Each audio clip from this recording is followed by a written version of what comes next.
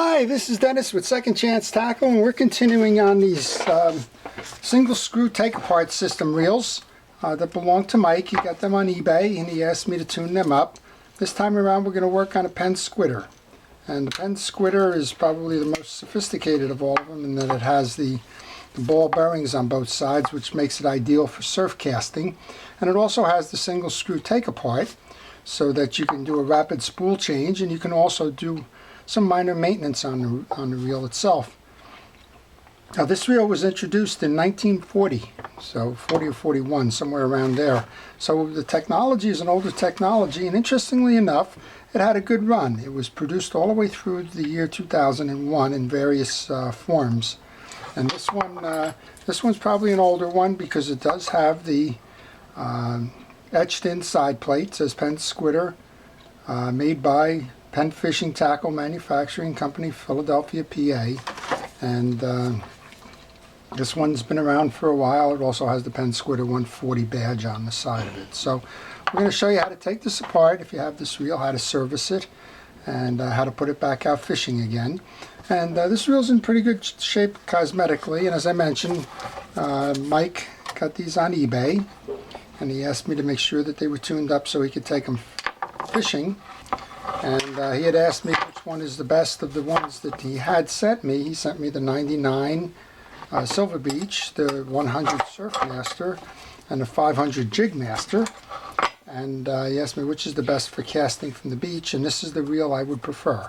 It's a ball bearing reel, so it spins nicely. It's a low frame, so it holds a good amount of line. And it's got a 3-to-1 ratio in terms of gear retrieve. The beauty of the Squidder versus the other is that it has an override lever here to override your anti-reverse. So you can backpedal the reel, make it go in both directions.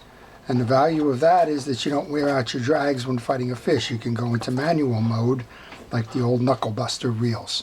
So that's what you'll find different there. You'll also find that feature on the big ocean reel, the Mariner series. The Mariner 49 has that override as well with the dual switch. So let's start by taking the reel apart. To do that, you rotate this screw in a counterclockwise direction until it comes free of the hole in the case. Then you pull it out because it's spring loaded, and just a short turn counterclockwise will release the mechanism. This one is very clean inside, so we're just going to give this one a tune-up and make sure that it's ready to go again. Here you can see that big ball bearing in here. That bearing is this whole bearing in here in the case that is actually screwed in from the side, so if you needed to replace it, you could actually buy that bearing. And bearing that I do, I use oil on. I'm going to use Real X oil here. That's a synthetic oil designed for fishing reels. I'm just going to let that one sit and kind of flood in there as we go about the service. You'll notice on this one that this has kind of an air brake system on it. It's called a synchronized spool. It's a plastic spool. It was lightweight for casting. And also, if you were trying to put a different Penn spool in there, it's got the same width as a 155, but it's got the extra bump here because of the bearing setup, so you can't use it. It has to be a Penn spool. I've also seen the guys that go for long casts have ground down these wings. I guess these wings are kind of an air brake, and if you grind them off, the spool will turn even faster. But I don't recommend that, but I've seen people do that. All right, so we've put the oil in there. We can simply put that spool back in. It's nice and clean. I'm going to grab just a little piece of steel wool and just make sure that if there was anything on that shaft there, that it comes clean. I'm going to set that off to the side. You notice I'm wearing a protective glove on my hand. It's a latex glove. I like to do that to keep the oils and greases off.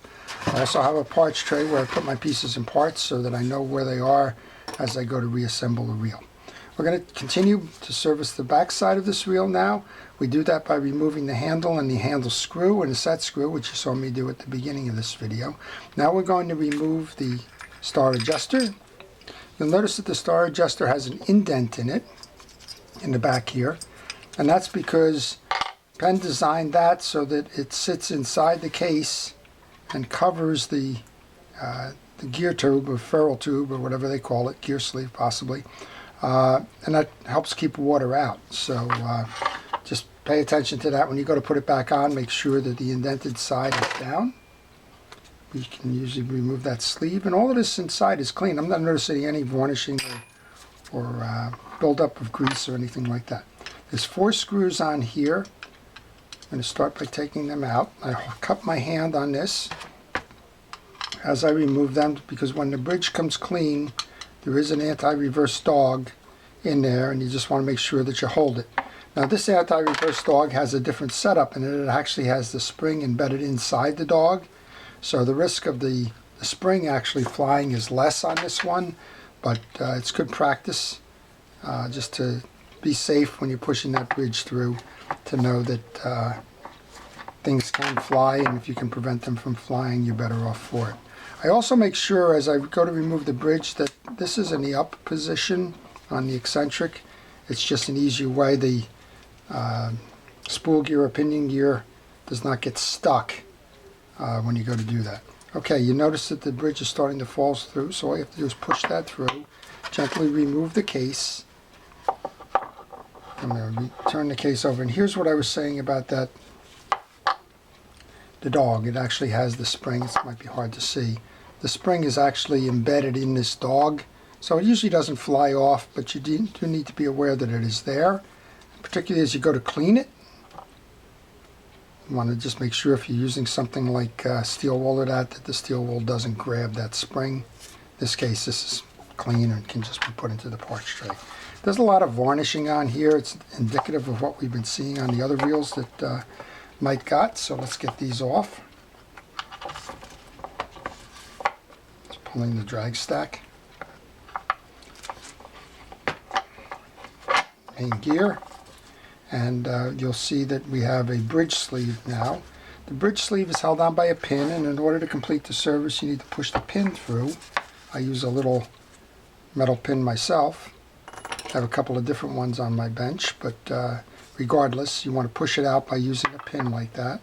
And then hopefully you can pull it out with your finger, which is what I'm doing here. If you need to, use a pliers. And then once you get it to clear that slot, you can just pull it out.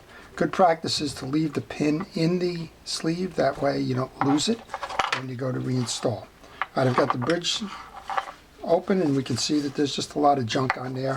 I'm going to do a short shot of some penetrating oil. I'm using WD-40. It doesn't have to be WD-40.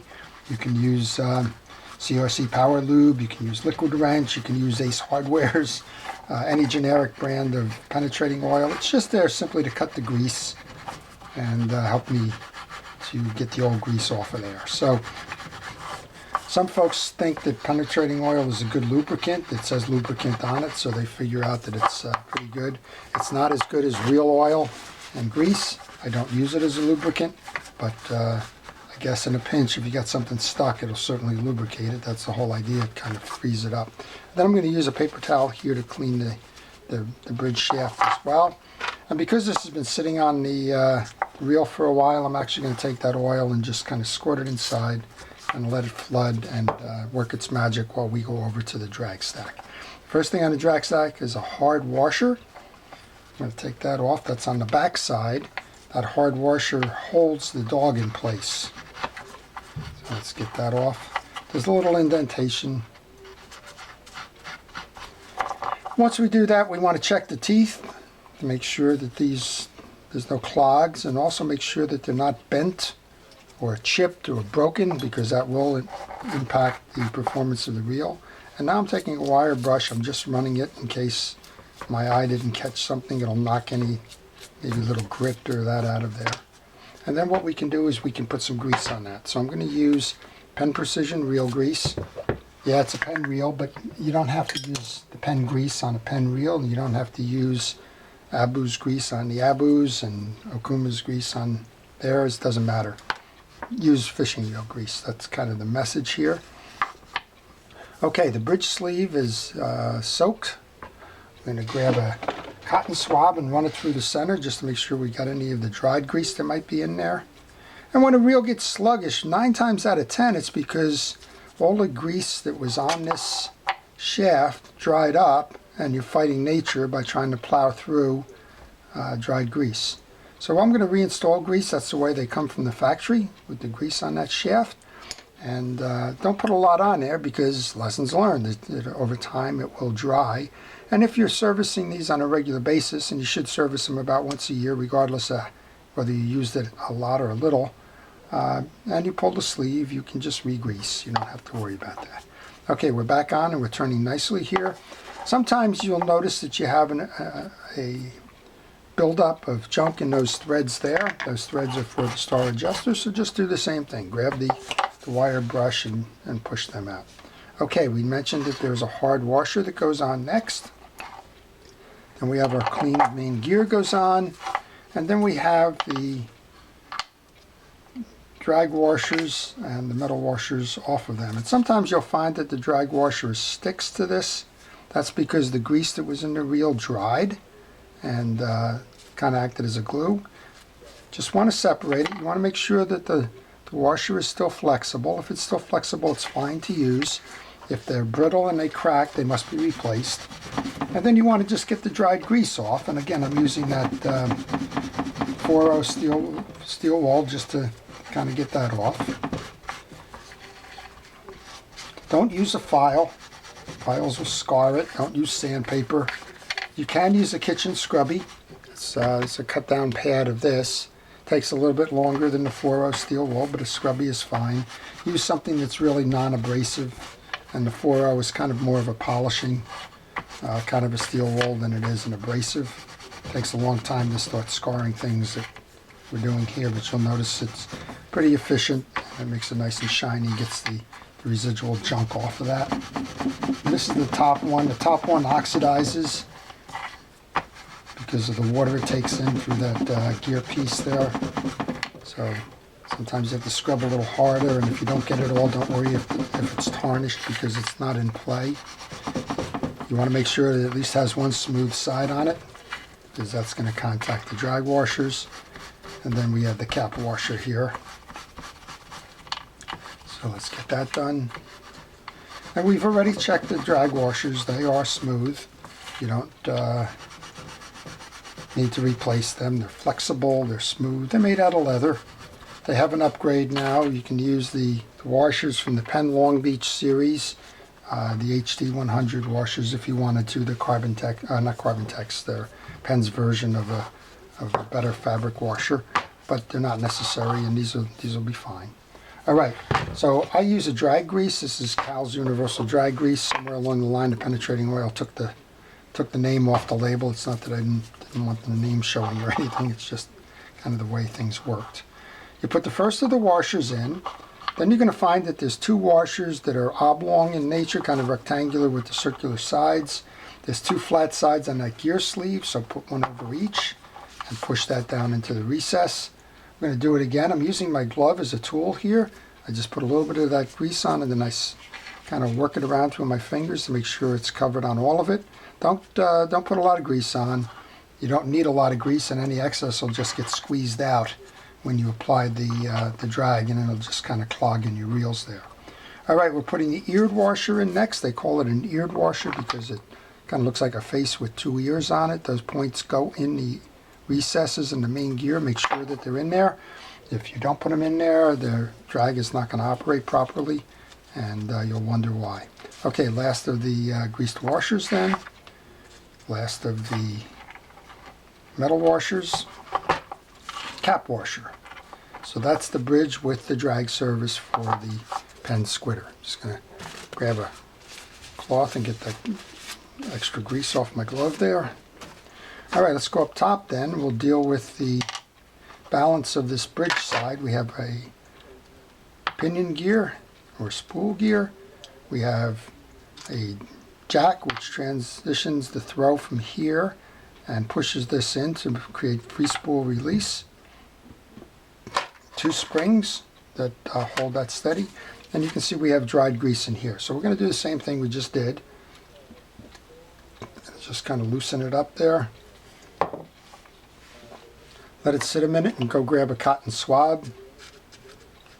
Go right back in there.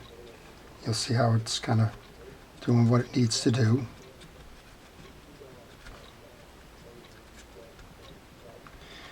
And this is how you tell when a reel has been serviced. If it's got a lot of dried grease and junk in there, you know it hasn't been serviced in a while, because grease doesn't lose its slip properties or its lubrication properties overnight and dry out. It's chances are this one's been around quite some time before it's worked its magic. This is the little lever that's going to control the override on the anti-reverse dog. So put some penetrating oil on that, work that in so that it's flipping nice and easily. I'm going to hit this one more time with the penetrating oil just to do a thorough cleaning on this one. Grab one more cotton swab there.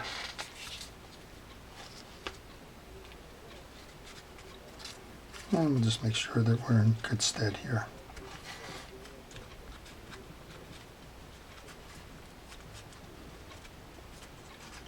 Okay, and then you just want to make sure if there's any grease buildup, which there was in the channel here, that you get that grease out as well.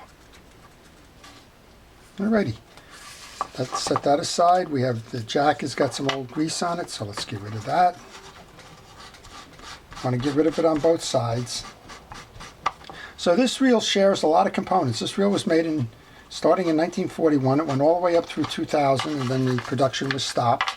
So if you have a Squidder, it was made in the United States. And if you have a Squidder, it's at least 20 years old now, and chances are it's a whole lot older than that.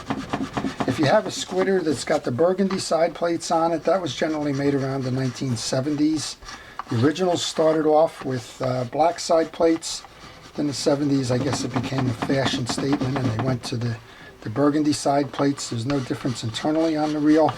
And then in the 90s, it went back to the black side plates. So you can't really say, you know, one was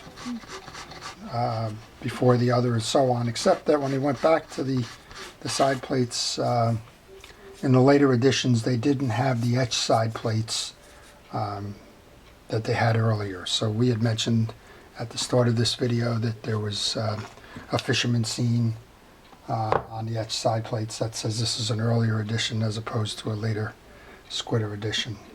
Also, when they went back to the 90s production, the Bakelite handle became a rubber handle. So just dating cues, although it's kind of hard to tell you the exact year of manufacture, you can kind of at least get it to the decade. All right, we cleaned the yoke, and I'm putting that back together. We mentioned these share an awful lot of parts together with other Penn reels at the time. That was just manufacturing efficiency at the time. So all of these reels came out in the 1940s when Penn was building up production. And they shared a lot of parts between them. Why not? So they shared a lot of parts like the drags, the bridges, the yokes. There was, in this case, about the only thing that was a unique part, I think, was, well, two. There was a dog here that was different, and the bearings. Otherwise, most of the other parts fit. Okay, so I've reassembled the yoke, the two springs underneath the yoke. Here's your spool gear. Make sure that the notch is facing out on the spool gear and the jack. We've lubed all that up. We're going to press in now. We're going to take the bridge that we rebuilt. We're going to place that in and turn that until we can lock the bridge over the spool gear. Now this dog is a little bit different than the other ones. You want a fully threaded screw. There's two types of screws. There's a fully threaded screw and a partially threaded screw. The fully threaded screw goes below. Those partially threaded screws are reserved for the springs. You want the springs to ride free. All right, remember that little spring up top there? We're going to put the dog on the screw. And then you're going to see that there's a stud. Might be hard to see in the video here. But there's a stud right here. Right here, there's a black stud. So you have to compress that spring and lock it under that stud.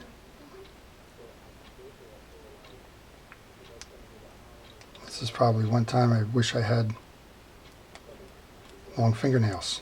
There we go. We got it compressed now. You can see how it compresses and pushes against there. Okay, then we can rotate the bridge the rest of the way. You want to do two things. You want to line the screw up, and you want to make sure that the pinion gear comes through. And then once you do that, come over on this side and take a turn or two just to get it started. Don't drive it all the way home.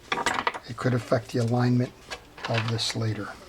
Alright, you want to use a pin maybe to center the bridge since there's no locking studs. Take that partially threaded screw and go opposite and up the one that you just put in place. That's to balance the tension and torsion as you put it back on. Take the other one that's partially threaded and put it up in the other side. Yep. I think I reversed myself here. I think I put the full threaded. Nope. I must have put the full threaded in the other one. I have the two partially threaded and probably got ahead of myself there. So I'm going to get that started, come over here. And again, the fully threaded, I guess this one must have been repaired at some point. I got 3 of these that are partially threaded. I didn't think I made that mistake. So somebody replaced this at one point. There's no harm in it being replaced like that, but it was better that it wind up being the partially threaded one below than the fully threaded one above where the threads could catch the spring. Alright, there we go with that. Give it a test. We're in override mode. We're in on mode and working. I'm going to grab the spool ferrule now. If we didn't take the bridge off, this would be a time to put the oil in through the bridge sleeve, but we did. These are in good condition and clean, so we don't need to do anything with that. Again, I mentioned there's 2 sides to it. This one has got a slot in it. Let's make sure that that goes to the back. Anytime you're putting these on, there's 2 faces. The face that has the part number stamped in it always goes below. There's a rounded side and a better finish on the side as opposed to the back side. So even if it's a flat on both sides, make sure that the part number goes to the back of the assembly. Alright, we're just going to get this started now. There we go. I put the handle on. So these have always been a favorite of surf fishermen, and as when Mike asked, he said, which one would you like to cast with? I said, you made that question real easy.